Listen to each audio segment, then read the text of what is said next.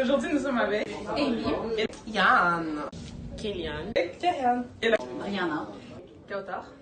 Lola.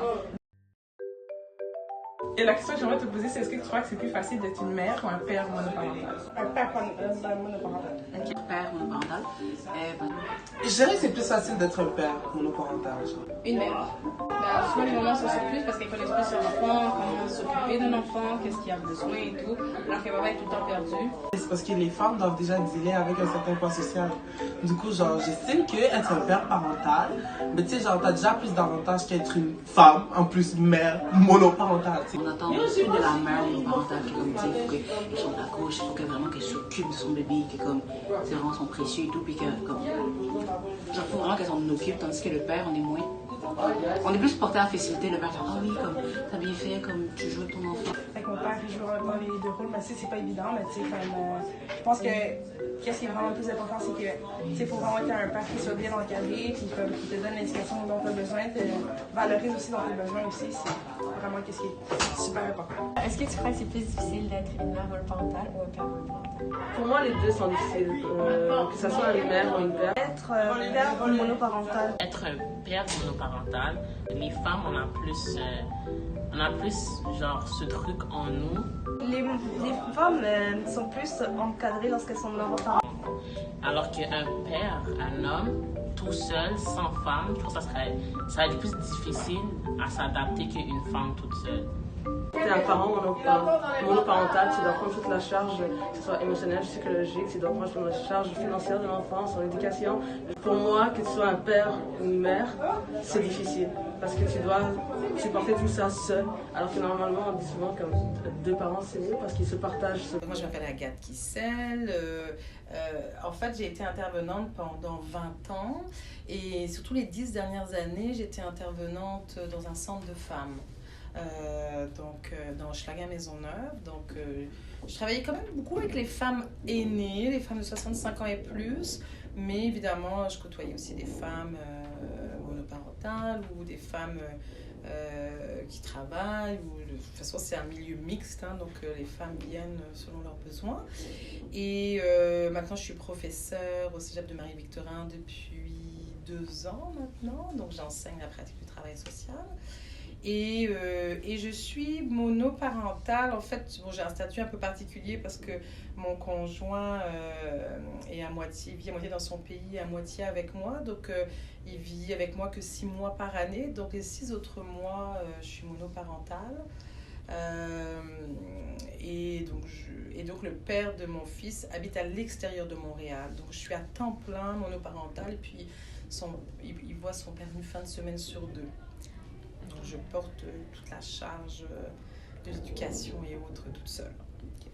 La seconde question qu'on aimerait vous poser, c'est savoir si vos émotions, vos sentiments, votre vécu a déjà impacté sur l'une de vos interventions ou plusieurs. De toute façon, comme intervenante, je pense que l'empathie ou le non-jugement est toujours fait partie de nos valeurs intrinsèques.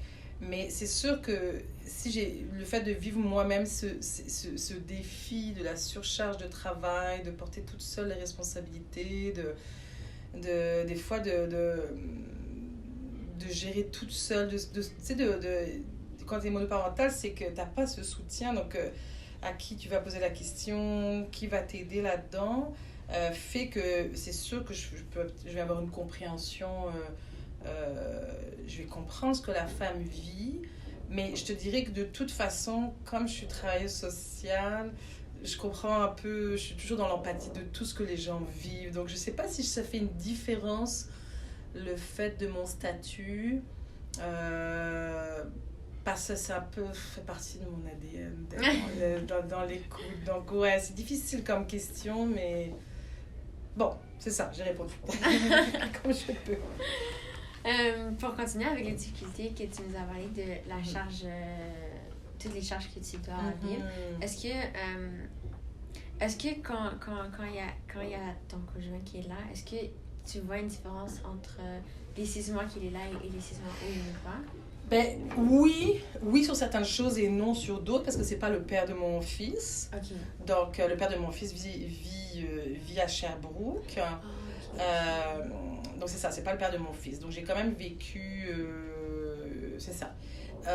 Donc quand mon conjoint est là, je sens c'est plus facile, je dirais, dans tout ce qui est organisation, genre Zachary finit l'école, il doit rentrer à la maison, moi j'ai une réunion qui n'est pas finie, je sais que mon conjoint est là, donc ça me fait une paix, un peu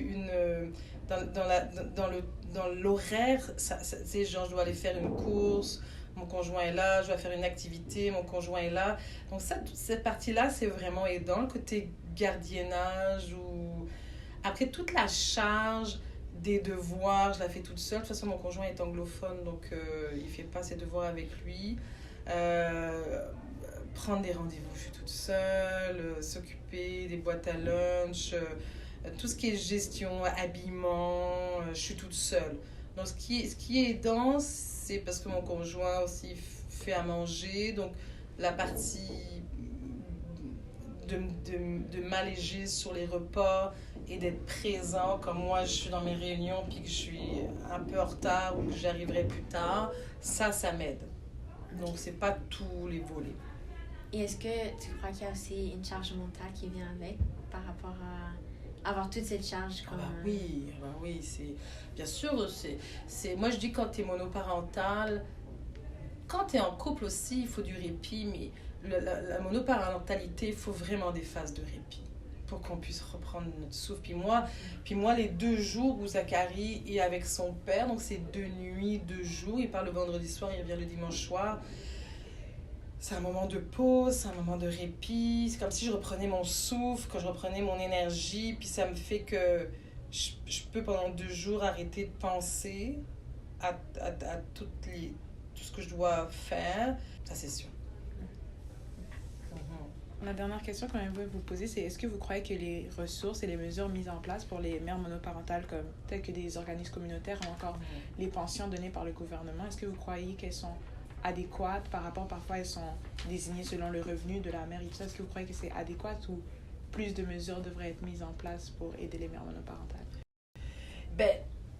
Je sais que quand tu es sur l'aide sociale, sur le revenu du dernier recours, si tu as une pension alimentaire, on te coupe la pension alimentaire, on te coupe ton aide sociale.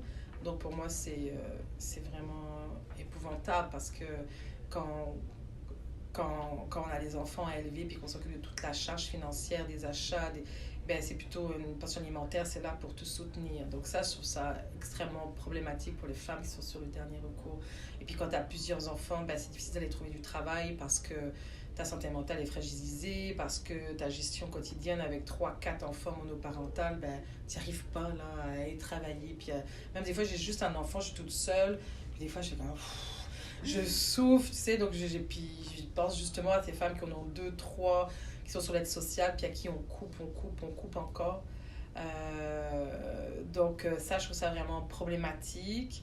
Il y a des organismes qui offrent du répit. Je sais qu'il y a un organisme, et c'est pas dans tous les quartiers. C'est pas toutes les femmes non plus qui acceptent de laisser leur enfant un week-end dormir. Mais il y a des organismes qui offrent du répit pour une nuit, un week-end, pour permettre aux mamans de souffler. Il en faudrait plus. C'est sûr que les organismes compensent, mais c'est pas non plus toutes les mamans qui passent devant le tribunal pour aller chercher la pension alimentaire parce que c'est exigeant, parce que s'il y a de la violence conjugale, parce que s'il y a des problématiques, la maman souvent la femme va souvent laisser aller certaines choses pour ne pas vivre de violence. Donc on va souvent dire ok, déjà j'ai la paix, là je vais pas insister pour aller chercher une pension alors qu'elle devrait, mais elles manquent peut-être elles connaissent pas les ressources, donc comment être plus connues pour être outillées, parce qu'il y en a des ressources, mais c'est pas tout le monde qui a accès, c'est pas tout le monde qui sait que ça existe, il y a beaucoup d'isolement, il y a beaucoup de tabous, il y a beaucoup de peur, je sais aussi que dans certaines peut-être cultures, les personnes pensent que s'ils vont chercher de l'aide, ils ont peur qu'on leur enlève leurs enfants, alors qu'on est là pour les soutenir, mais ils ont peur que ça ait un impact. Donc c'est très complexe à savoir comment on peut aller vers les femmes pour leur parler de nos ressources qui existent, les accompagner, mais en même temps leur donner du répit. En même temps, quand tu es en survie pour chercher de l'alimentation, t'as pas le temps d'aller chercher de l'aide. Donc c'est tout un cercle vicieux, mais sans aucun doute leur permet d'avoir un revenu stable, donc avec les allocations qui sont importantes évidemment, mais pour pouvoir aller chercher la pension alimentaire, ça serait aussi important, mais ça c'est pas tout le monde qui arrive à le faire non plus pour toutes ces raisons. Donc non, il faudrait plus d'aide, plus de ressources, être plus connu, accompagner les femmes le mieux possible. Je pense, oui. Je suis sûre que ça aurait un impact sur la relation aux enfants, ça aurait peut-être un impact avec les problématiques que les femmes peuvent avoir avec la DPJ ou avec des signalements. Je ne suis pas en train de dire que toutes les femmes monoparentales sont en contact avec le DPJ, mais c'est sûr qu'il y a des femmes monoparentales qui malheureusement à un moment donné n'y arrivent plus. Il y a un risque vicieux de négligence ou de difficulté de s'occuper de leurs enfants, et puis qu'en ce moment-là, la DPJ arrive. Donc il y a un cercle vicieux. Je ne sais pas, ce serait intéressant de savoir les proportions des statistiques des femmes monoparentales qui sont accompagnées par la DPJ. Est-ce que c'est une majorité, tu sais, ou justement c'est qu'il y a un problème social qu'il faudrait soutenir à la base, là, qu'il faudrait intervenir avant qu'on en arrive là? Donc, une dernière chose, ça serait, est-ce que tu as un message à dire aux femmes monoparentales ou toute personne? Oui, je te dirais d'aller chercher de l'aide, d'aller chercher des ressources, d'aller chercher du soutien, de ne pas rester isolé, vraiment, parce qu'il y a plein d'organismes, il y a plein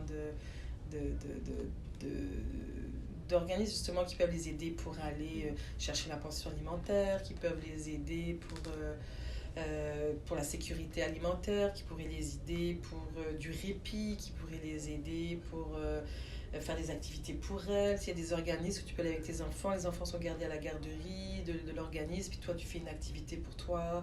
Donc il y a tout un réseau qui existe, puis vraiment d'aller cogner à la porte de ton centre de femmes.